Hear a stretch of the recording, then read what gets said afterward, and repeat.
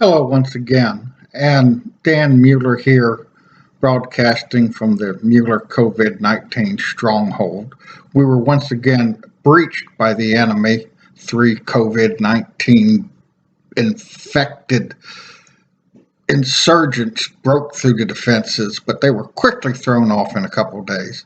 My wife again says they were just grandchildren and they weren't any problem. But I can tell you, we are invader free now. Anyway, on to Molly Pitcher.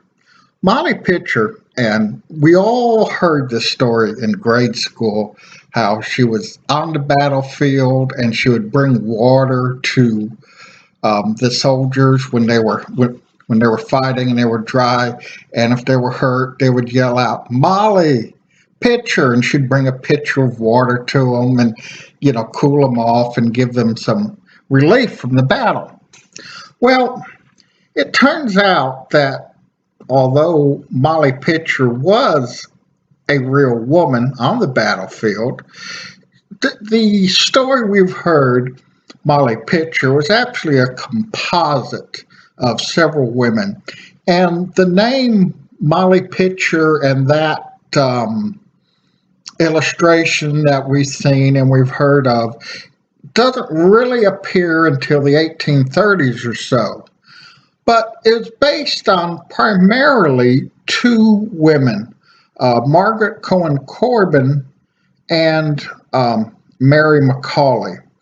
Now, they were both seen in action with their husbands. They were probably camp followers, and camp followers was a long tradition.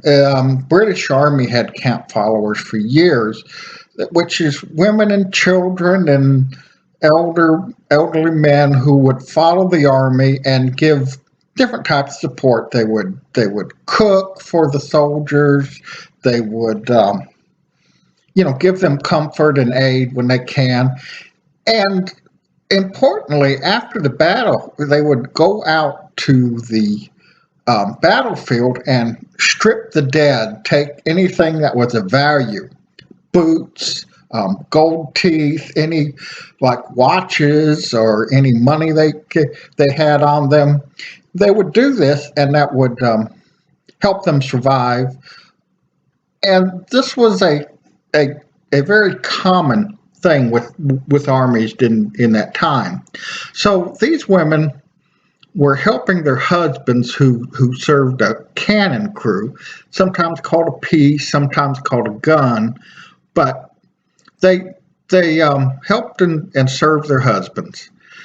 And when their husbands were wounded or killed, these two women especially took their place in loading and helping firing the cannon.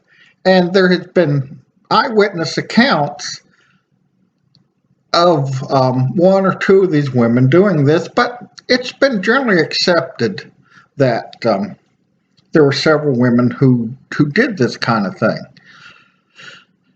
These women were unofficially part of the army, but they were a very real part of the army.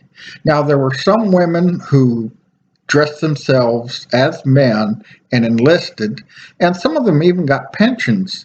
In fact,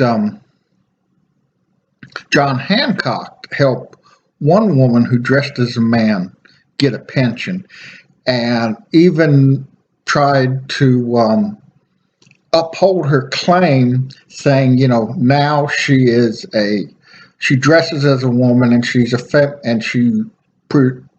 shows airs of femininity, because they probably would not have given her a pension unless she was acting within what was viewed as a woman in those days.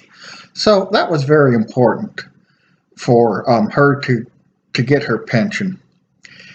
This idea of a bold woman serving her husband and then standing in and battling, working the cannon, is a mythical image, but it is also true in the sense that it really did happen. They stepped in and they helped.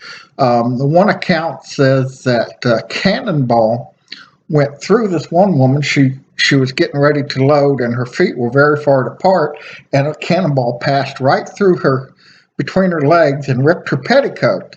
So it's kind of amazing that she was able to survive that. But it encourages and it confirms the not really myth, but the actual fact that there were women who helped their husbands, who helped fought the war, and they were true patriots, even though at the time they couldn't be officially recognized. I am happy to now say they are duly recognized. Thank you.